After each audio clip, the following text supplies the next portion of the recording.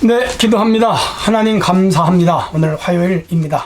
오늘 하루도 우리 성도들과 함께 하시고 은혜 내려 주옵소서. 예수님 이름으로 기도합나이다. 아멘. 네, 오늘은 사사기를 공부합니다. 사사기 1장 1절에서 10절 제가 읽습니다. 여호수아가 죽은 후에 이스라엘 자손이 여호와께 여쭈어 이르되 우리 가운데 누가 먼저 올라가서 가나안 족속과 싸우리까? 여호와께서 이르시되 유다가 올라갈지니라. 보라, 내가 이 땅을 그의 손 넘겨주었노라 하시니라. 유다가 그의 형제 시몬에게 이르되 내가 제비 뽑아 얻은 땅에 나와 함께 올라가서 가나안 족속과 싸우자. 그리하면 나도 내가 제비 뽑아 얻은 땅에 함께 가리라 하니 이에 시몬이 그와 함께 가니라. 4절 유다가 올라가매 여호와께서 가나안 족속과 브릿 족속을 그의 손에 넘겨주시니 그들이 베색에서 10,000명을 죽이고. 5절 또 베색에서 아도니 베색을 만나 그와 싸워서 가나안 족속과 브릿 족속을 죽이니 아도니 베색이 도망하는지라. 그를 쫓아가서 잡아 그의 엄지손가락과 엄지발가락을 자르매 아도니 베색이 이르되 옛적에 70명의 왕들이 그들의 엄지손가락과 엄지발가락을 잘리고 내 상을 해서 먹을 것을 줍더니 하나님이 내가 행한 대로 내게 갚으심이로다 하니라. 무리가 그를 끌고 예루살렘에 이르렀더니 그가 거기서 죽으니라. 유다 자손이 예루살렘을 쳐서 점령하여 칼날로 치고 그 성을 불살랐으며 그 후에 유다 자손이 내려가서 산지와 남방과 평지에 거주하는 가나안 족속과 싸웠고. 10절 유다가 또 가서 헤브론에 거주하는 가나안 족속을 쳐서 세세와 아히만과 달메를 죽였더라. 헤브론의 본 이름은 기럇 아르바였더라. 아멘. 네, 성도 여러분, 오늘부터는 사사기를 공부하는데 사사기는 재밌어요. 아주 역사적으로도 재미있고 스토리도 재미있습니다. 그래서 오늘 형통한 사명 성취 도우시는 주님의 손길, 그런 주제로 잠시 오늘 아침 큐티를 시작하도록 하겠습니다. 저자는 사무엘로 알려져 있고요. 저작 연대는 이스라엘 왕정 이후 예루살렘이 그 수도가 되기 전에, 그러니까 사울 시대와 다윗 시대 그 중간쯤에 아마 사무엘이 살아있는 동안이었으니까 다윗이 왕이 되고 아직은 예루살렘을 도성으로 삼기 직전쯤에 기록하지 않았을까, 그렇게 여겨집니다. 그리고 대상은 이스라엘 백성들. 원래 이제 1차 독자는 사사시대 350년을 역사를 기록해서 교훈으로 삼자는 데 의의가 있었겠죠.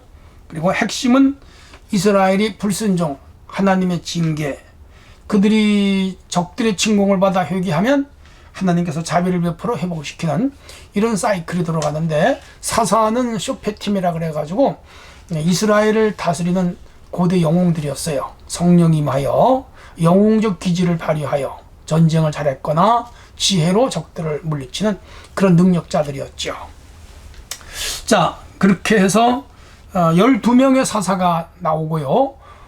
사무엘서의 엘리와 사무엘 2명의 사사를 합하여 우리가 대략 14명의 사사다, 그렇게 말합니다. 그래서 이 오늘 1장에 이제 그 시작이 됩니다. 1장의 내용은 여호수아가 죽었고요. 그러니까 이제 갈렙과 여호수아가 유일하게 두 사람이 들어왔는데 둘 죽었어요. 나이가 차서. 그리고 이제 지도자가 없어졌죠.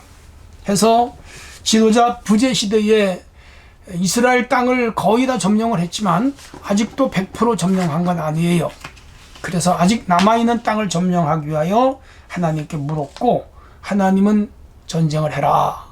그래서 유다 지파가 앞장서서 싸우는데 시므온 지파와 함께 동역을 하여 이제 그 땅에 있던 일종의 남은 가나안 원주민, 패잔병 같은 사람들이라고 말할 수도 있는 그런 세력들을 다 쫓아냅니다. 그렇게 하여 나머지 그 땅을 분배를 받게 되고요. 특별히 유다 지파는 오늘의 예루살렘 지역, 그리고 아브라함이 살던 헤브론 지역, 이런 지역을 차지하게 됩니다. 한편 그 땅에 남아있던 그 군주가 있었어요. 그 남쪽으로 쳐내려가다가 베색이라는 곳에서 아도니 베색을 격퇴하고요. 그 아도니 베색은 그 지역에 남아있던 가나안의 큰 군주였는데 이 사람의 엄지 손가락과 엄지 발가락을 잘랐습니다. 고대 사회에서는 전쟁 중에서 포로를 잡으면 엄지 손가락, 엄지 발가락을 잘라서 힘을 못 쓰게 해버려요. 그래서 이 사람이 그렇게 왕이지만은 잘렸습니다. 그런데 그가 말하기를 과거에 자기가 다른 포로들 70명을 엄지손가락, 발가락을 잘라버렸는데 그 보응이라고 할까요? 벌을 내가 받는다. 그랬습니다. 하나님이 심은 대로 거두게 하시죠. 그렇게 했고 그가 예루살렘으로 끌려가서 거기서 죽임을 당하는, 이렇게 하고 이스라엘 백성들은 결국 가나안 땅을 정복하는, 그러나 이것이 전부는 아니에요. 앞으로도 더 정복할 땅이 있었어요. 이렇게 해서 유다 지파의 정복이 완료되는 그런 내용이 본장에 나오고 있습니다. 자, 우리가 조금 들여다보면 1절은 여호수아가 죽었고 누가 가나안 사람들과 싸우겠느냐. 그래서 여호와께 물었습니다. 그랬더니 유다 지파가 올라가라. 그래서 하나님께 기도하고 이들이 전쟁하는 걸 볼 수가 있습니다. 오늘 우리는 무슨 일을 하든지 하나님께 기도하고 해야 돼요. 사업을 하든 이사를 하든 또 중요한 선택이나 결정을 할 때는 기도하고 하는 게 맞아요. 그래서 하나님의 응답을 받고 일을 하면 문제가 생기질 않아요. 자, 이렇게 해서 이제 유다가 나가는데 시므온, 같은 레아의 형제죠. 유다는 네 번째 아들이고 시므온은 두 번째 아들이고 레위는 세 번째고 루벤은 첫 번째 아들이잖아요. 친형제예요. 그래서 우리 같이 올라가서 싸워주라 그랬더니 시므온 지파가 같이 올라가서 싸워줬어요. 함께가 아니라 동역은 중요해요. 교회에서도 우리가 혼자 일하는 것보다 둘이 일하면 좋고요. 구역과 구역, 남선교회, 여선교회, 그리고 남자 성도와 여자 성도가 합심해서 일을 하면 효과적이요. 가정도 마찬가지고 사회도 마찬가지죠. 그래서 함께 일하는 원리를 터득하는 것은 지혜입니다. 자, 이렇게 해서 4절에 가나안 족속, 브리스 족속을 하나님이 그들에게 넘겨, 가나안 땅에는 7족속이 살았어요. 브리스 족속, 가나안 족속, 여부스 족속, 히위 족속, 기르가 족속, 뭐 여러 족속이 있었는데 여기 브리스와 가나안 족속, 그리고 거기에 베색에서 10,000명을 죽였습니다. 참 많이 죽였어요. 유다 지파와 시몬 지파가. 엄청난 전쟁이죠. 오늘 전쟁에서도 10,000명이 죽으면요, 보통 전쟁이 아닙니다. 어마어마한 대전이죠. 승리했어요. 또 베색에서 아도니 베색이라는 사람을 만났는데 이 사람이 가나안 한 군주였어요. 여기서 싸워서 고요.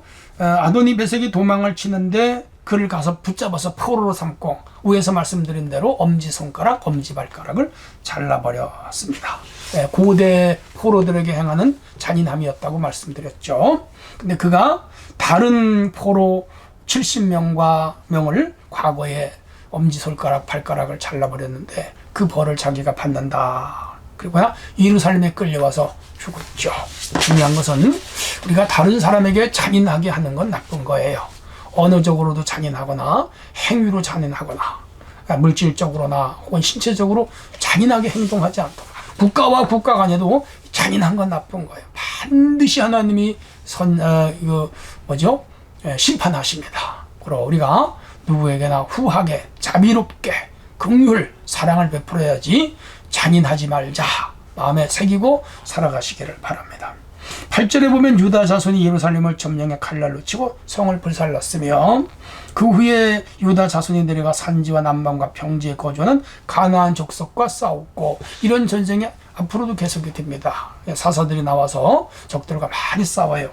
유다가 헤브론에 거주하는 가나안 족속을 쳐서 세세와 아히만을 매달아 죽였고, 헤브론의 이름은 기럇 아르바였는데 여기가 바로 조상 아브라함이 살던 것이고, 여기에 막벨라 굴이 있었고 아브라함, 사라, 이삭, 리브가가 장사 지낸 받은 땅이기도 합니다. 자, 이렇게 해서 아브라함으로부터 한 450년 내지 500년 세월이 지난 후에 이들은 아브라함의 고향을 차지했고 오늘의 예루살렘 땅에 가나안 원주민을 몰아내고 거기에 깃발을 꽂았고 그 예루살렘이 오늘 이스라엘의 수도가 됐고 세계적인 성지가 됐으며 여기에서 예수님이 오셨고 복음이 전파됐고 교회 운동이 시작됐고 성경에 쓰여지는 역사가 일어났죠. 그러니까 이 하나님 구원사는 한 사람이 이룬 것이 아니고 긴 역사를 통하여 점진적으로 이루어졌음을 우리는 알 수가 있죠. 중요한 교훈이 하나 있다면 새로운 땅에 도전하는 것이죠. 광야 생활 40년을 마감하고 가나안 땅에 들어가서 7여 년 동안 전쟁을 했지만 아직 다 뺏지 못한 땅을 계속 도전하여 포기하지 않고 이들이 싸워서 차지하는 것을 볼 수가 있습니다. 그 과정에 기도했고요. 그리고 같은 형제들하고 협력을 많이 했고요. 그리고 전쟁은 목숨을 걸고 싸우잖아요. 필사적으로 싸운 거죠. 이렇게 하여 승리했습니다. 일반 안 믿는 사람들과 믿는 사람의 차이가 있다면 안 믿는 사람은 생각하고 도전하지만 우리는 기도하고 도전한다. 안 믿는 사람은 생각으로 하기 때문에 실패가 오기 있을 수 있지만 우리 믿는 자들은 기도하고 하나님의 응답을 받고 도전하면 다 이겨요. 승리합니다. 그러므로 여러분 삶 속에 기도를 잃지 않기를 바라고 하나님의 응답을 받고 어떤 일을 하는 습관을 길러가시기를 바랍니다. 그리고 혼자 하지 말고 가족이 하나가 되고 공동체가 하나가 되고 우리 교회 같으면 전 교인이 하나가 되어 일을 추진할 때 반드시 하나님께서 승리와 영광을 얻게 하실 줄로 믿습니다. 한편 이 아도니 베색은 남의 엄지발가락 손가락을 70명이나 잘랐는데 그 사람들 개인적으로 불행하게 만들었잖아요. 그의 가족들이 있잖아요. 그의 자녀들이 있을 거 아니에요. 그리고 포로로 잡아서 자기 상한에서 먹고 살게 하다가 죽었는데 한 인간 한 가정을 완전히 망가뜨렸잖아요. 비인도적이고 비인간적이잖아요. 그런데 그 값을 이 사람이 받더라는 것이죠. 우리 살아가면서 남을 해치는 일에는 끼어들지 말자. 남을 억울하게 하는 일에는 끼어들지 말자. 남을 아프게 하는 일에는 끼어들지 말자. 남의 앞길을 막는 일에는 끼어들지 말자.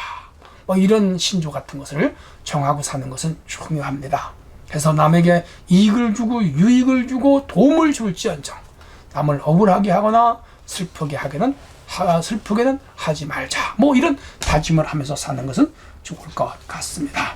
자, 이렇게 해서 오늘 이 형통한 사명 성취와 도우시는 손길, 결국 하나님이 도우셔서 가나안 원주민을 쫓아내는데 약속이 이루어진 거. 이렇게 해서 한 나라가 세워지는 장면을 볼 수가 있습니다. 오늘 하루도 하나님의 은혜가 우리 성도들과 함께 하기를 주의 이름으로 축원합니다. 하나님 아버지 감사합니다. 오늘부터 사사기를 읽어가겠습니다. 재밌습니다. 역사는 흥미도 있고요. 이 속에서 진리와 보화를 캐내는 우리 성도들이 되게 하옵소서. 예수님 이름으로 기도합나이다. 아멘.